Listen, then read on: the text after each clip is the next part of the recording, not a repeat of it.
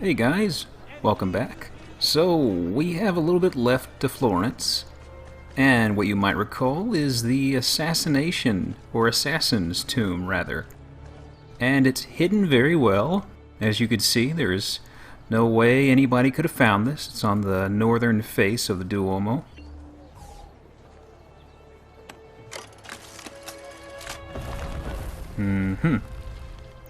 Yep, pretty much. Secret entrances.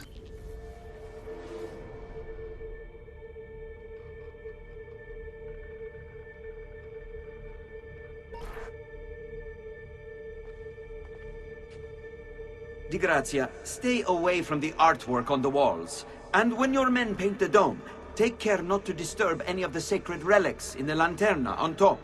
They are the most important artifacts in our church. Yes, Padre. Just make sure to pay us the full sum for our work.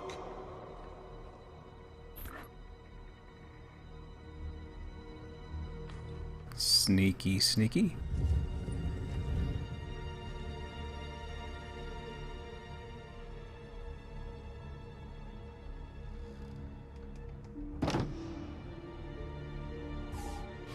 And just like that, we have the dome all to ourselves. Now let's go raiding. No doubt some treasures inside here. And our first objective is to get up to the high ground. Possibly because of the renovation, but the ground floor really doesn't have much of anything for us to get high off of. So, let me see. Now first, let's head to these boxes over here that it pointed us to, and I guess we'll just play it by ear. So this tomb we find ourselves in, or heading toward, is that of an assassin lady by the name of Iltani. Iltani is a Babylonian word for lucky or favored by the gods, in its feminine form, so to speak. It's also said to be the name used for the northern wind in that era and region.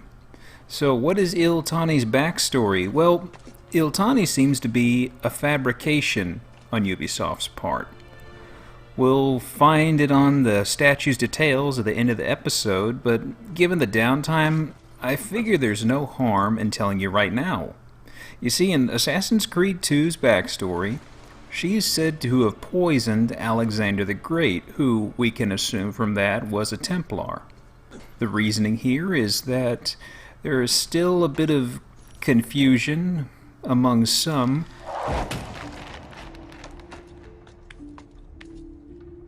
Bene. Now I have a way back up in case I fall. Yeah, shortcut. As we go through here, we're gonna get a few little places opened up in case we screw up and fall to the ground. You can get back up rather quickly. But anyways, there is still a bit of confusion among some as to how Alexander the Great died. So, since Iltani is a fake, let's go over the Alexander the Great's actual death instead. He shouldn't need much introduction. His father, Philip II of Macedon, or Macedonia, was assassinated, and after that, Alexander rose to replace him. He was educated by Aristotle, so he definitely had a good head on his shoulders. His old man had laid out groundwork to undertake some massive empire expansions, and Alexander decided to follow the path his father had planned. What followed was an ass-kicking the likes of which the ancient world itself hadn't experienced before. His ultimate goal was to reach, quote, the ends of the world and the great outer sea. After years of campaigning, he began rip-roaring his way through India, but his men by that point, they were tuckered out, to put it lightly. They were essentially at the point of overthrowing Alexander because he just would not give them a break. So, after being nagged by his advisors and what have you, he finally said, okay, let's turn around and go home, because his men, by that point, they really wanted to see their families again. And that brings us back to Babylon, the place where he died. Let's unlock this little shortcut here. Yeah, this is also where the whole attempt on Lorenzo's life occurred in real life, so you could play it out in your mind to some degree now that we're at the front here where it occurred. And there's the northern sacristy there, on the left now. And I do hope you are not afraid of heights, because we got ourselves quite a bit of climbing to do here. In the downtime, when Alexander the Great was in Babylon, he grew ill, his condition took a nosedive, and he died. This happened very, very quickly. This was a while back, but historians tend to put healthy stock in what was recorded for the symptoms of folk of his stature. Other people of recorded importance might have had some grapevine or bias issues, but based on what occurred, and assuming that the recorded symptoms are still accurate, I think we could probably narrow it down considerably. The initial symptoms: he was short-tempered, he had tremors, he had aching or stiffness of the neck, and then he developed a sudden sharp pain around his stomach. Some places say it was his liver. He was said to have cried out that he felt like he'd been shot in the liver with an arrow. He then collapsed and suffered incredible pain wherever he was touched. Alexander also suffered from an intense thirst and fever. I mean, he was drinking non-stop. He grew delirious and experienced hallucinations and went into fits and convulsions and the like. In the final stages of the condition, he could not talk, but he could still move his head and arms. Ultimately, breathing became too difficult, and he fell into a coma and died. One theory of what killed him was malaria, but this can be nixed due to the geographical location. He died in the middle of present-day Iraq, where this is a non-issue. Typhoid's another possibility, but that usually crops up in epidemics. He was the only case to have died from that. Some might say alcohol poisoning, but the symptoms never ever make mention of him vomiting. Recent years, there was a theory of West Nile virus as a possibility, but that wasn't even around at that time. Plus, once again, there wasn't an epidemic. Interesting bit of info though: following his death, Alexander didn't begin to show signs of decomposition for nearly a week. Adding on to that, this was a pretty darn balmy locale, I guess you could say. I mean, where he was, temperature-wise and humidity, it would have sped up the process, but it held off for nearly a week. So that leads you to two possible culprits. More on that in a minute. I just found a secret place, I think. No, wait, not yet. That's coming later. I already spoiled it. Oh, it's up here. They all look the same to me. Anyhow, you have two culprits. The first one, radiation poisoning. Well, I think we can pretty safely discount radiation poisoning. Secondly is if he ingested a rather large amount of a toxic substance. To be more specific, if you look at his symptoms, they match a particular flavor of poison that's come from a family of poisonous plants known as alkaloids. Given the location, era, refinement process you need to effectively remove and use the poison, that narrows it down. And that's one secret. Get back on track here. Following that, almost all of the alkaloids in the area cause vomiting and headaches, neither of which were symptoms. A Poison Research Institute in California a few years ago took a look at this, pieced some things together, and found that in the area there was one kind of alkaloid that perfectly matched the symptoms and would have been easily attainable, and that was strychnine. So, if you stick to this, and you assume the symptoms are accurate and everything of the sort, strychnine poisoning seems like possibly the way that he passed away. Of course, this is all assuming that everything is accurate. And honestly, that's about all I have to say about that. And I think we're nearly done here. We got our next secret here. Ow. Ah, the things I do for money. But yeah, very high places. Although this is definitely one of my favorite tombs. Not to say that the others are lackluster, but come on, we're climbing the inside of the Duomo. Now, a little more.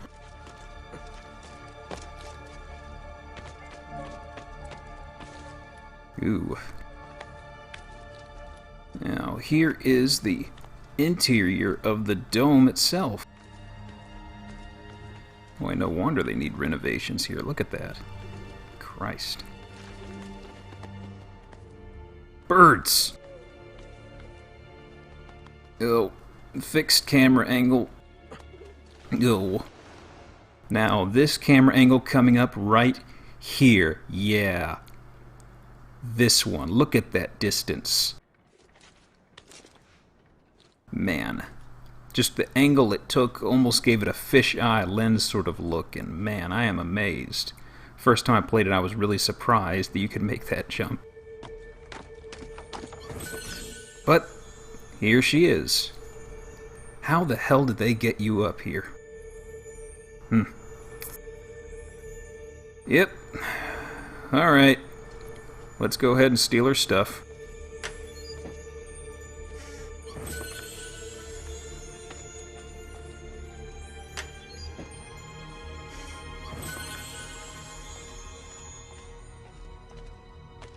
I'm gonna pardon in advance for the background noise, but it's storming rather hard outside.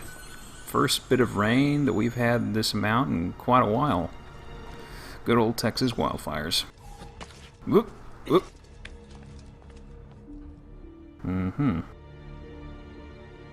Pretty much the same as the one we found of Darius.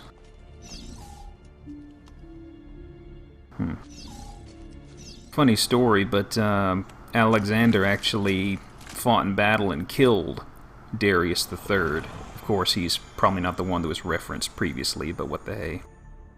I just saw that and was kind of like, huh, small world.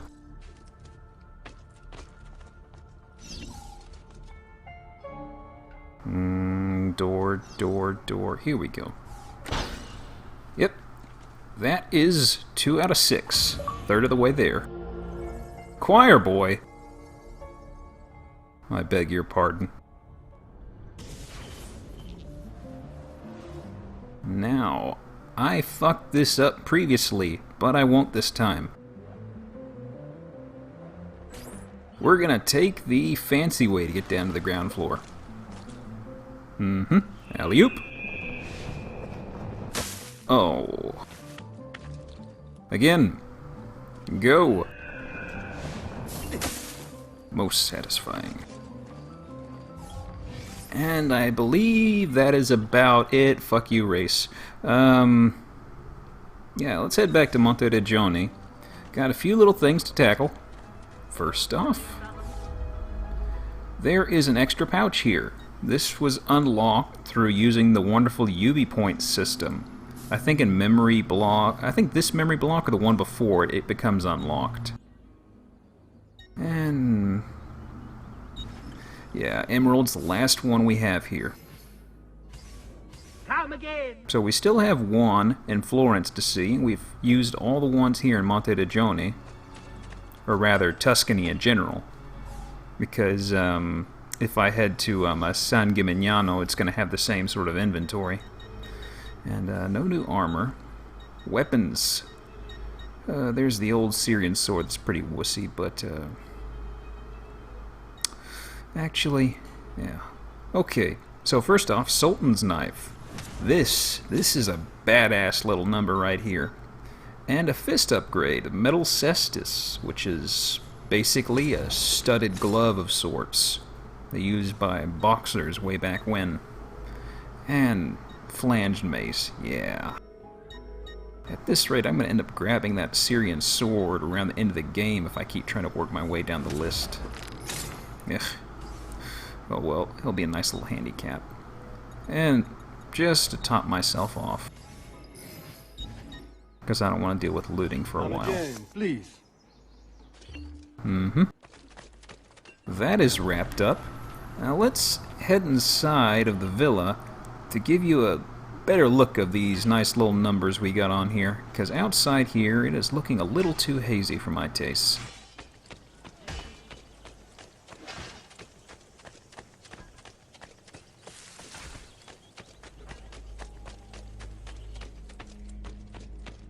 Ah, that's better.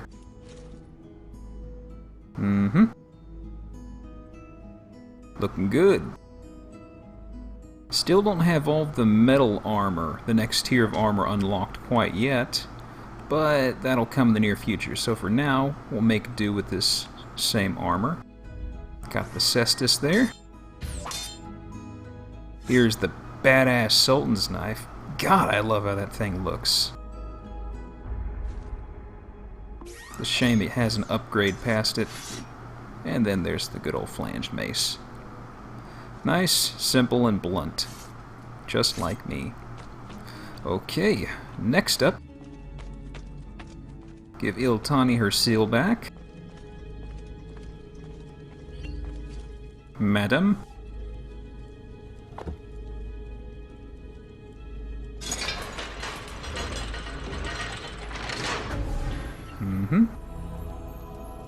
Let's read her info. Where's the info display? Any second? No? Okay. Let's step away and try this again. There we go.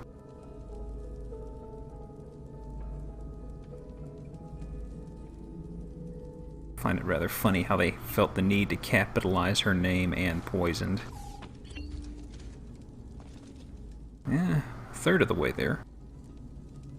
Which, of course, we still have two that are immediately available to us. But probably for another time. Oh, right, we're not actually done. Fuck. Race time. I hate races. Alright, come on. I'm the best racer in this distretto. They say you're pretty good. I say prove it. This guy... God, I hated this. In hindsight, I didn't fail that many times, but when I was playing through it, it felt like a fucking eternity. Pardon my French. And of course, this is my fully successful run, which, when I say fully successful, I do not by any means mean flawless. Ooh. You're supposed to parkour across the high ground there, but I cheated.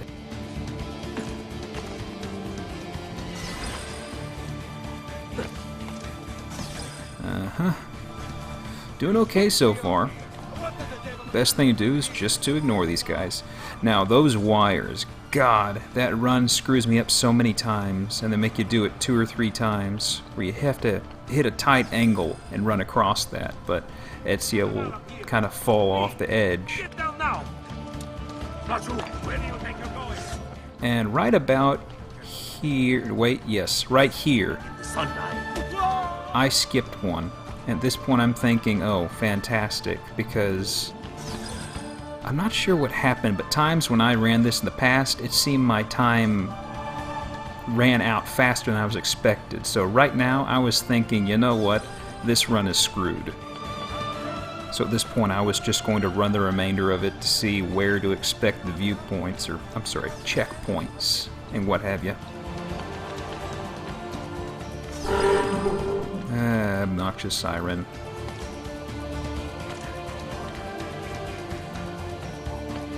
I made it that time.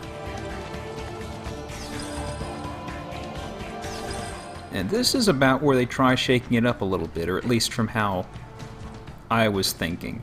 I'm thinking stick to the rooftops, and then right here, angle jump downward, and yeah, ground level.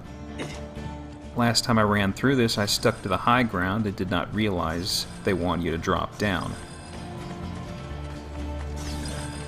But hey, I can manage with this, stay on the ground levels nice and all, and whoop, guess not. Going back up to the roof.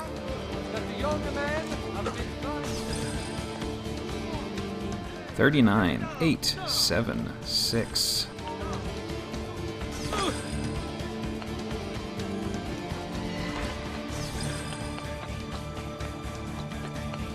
At this point I realized, holy shit, I am actually going to win this, I think.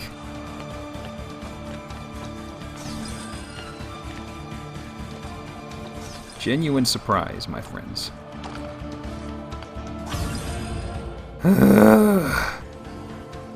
God. Which, you know, I failed due to people getting in my way, so I had to take out my frustrations and, you know, test out the cestus on people. Just a little bit of venting. Gotta keep a healthy mindset. Fuck you. You. You. And you.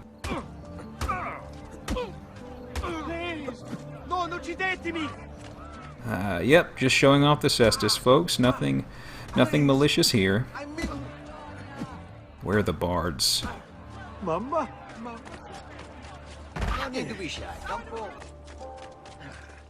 Hey! Damn it. All of these were en route